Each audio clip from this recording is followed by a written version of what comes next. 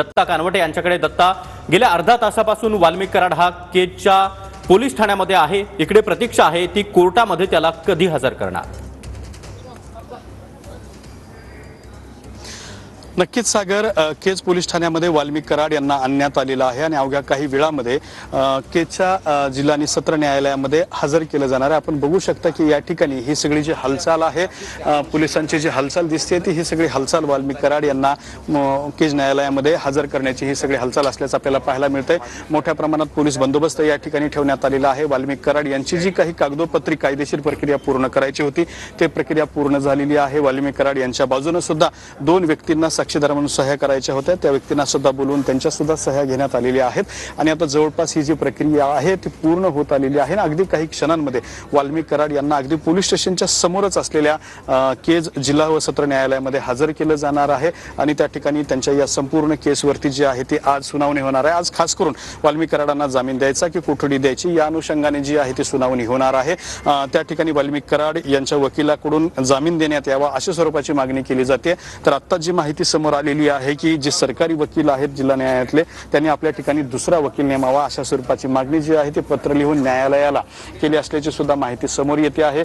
त्यामुळे त्या ठिकाणी सुद्धा एक वेगळा पेच जो आहे तो निर्माण झालेला आहे. मात्र अगदी काही क्षणांमध्ये या ठिकाणी पोलिसांकडून वाल्मिक कराड यांना जिल्हा न्यायालयामध्ये हजर केलं जाणार आहे.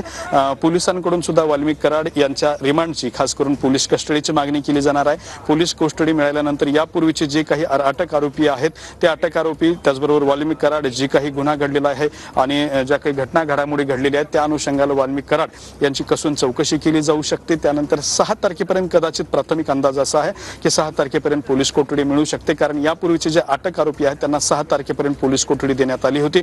त्यांना सुद्धा 6 तारखेला न्यायालयामध्ये हजर केलं जावं लागणार आहे. त्यामुळे कदाचित पुन्हा एकदा वाल्मिक कराड यांना 6 तारखेपर्यंत न्यायालयामध्ये हजर केलं जाऊ शकतं आणि त्यानंतर पुन्हा पुढची जी पोलीस कोठडीची मागणी असेल किंवा न्यायालयीन कोठडीची मागणी असेल ती मागणी केली जाऊ शकते. मात्र आज जर आपण या ठिकाणी बघितलं तर अवघ्या काही वेळामध्ये वाल्मिक कराड यांना जिल्हा व सत्र न्यायालयामध्ये हजर केलं जाणार आहे आणि त्या ठिकाणी पावसकर हे जे न्यायालय आहे त्या पावसकर न्यायालयामध्ये हजर केलं जाणार आहे. त्यामुळे न्यायाधीश या संपूर्ण केसवरती काय निर्णय घेतात हे पाहणं महत्त्वाचं ठरणार आहे. मात्र या ठिकाणी हालचाल जी आहे ते सुरू असल्याचं आपल्याला पाहायला मिळते. अगदी काही क्षणांमध्ये वाल्मिक कराड यांना आता बाहेर आणलं जाऊ शकतं. त्यांना बाहेर आणण्याची सुद्धा शक्यता जी आहे ती या ठिकाणी आपल्याला दिसते आहे. खरं तर वाल्मिक कराड यांचं हे जे संपूर्ण प्रकरण होतं ते संपूर्ण राज्यभर गाजलं होतं, विधानसभेतही गाजलं होतं आणि त्याचबरोबर संपूर्ण महाराष्ट्रातल्या वेगवेगळ्या जिल्ह्यांमध्ये सुद्धा हे प्रकरण गाजल्याचं जे आहे ते आपल्याला पाहायला मिळालं होतं.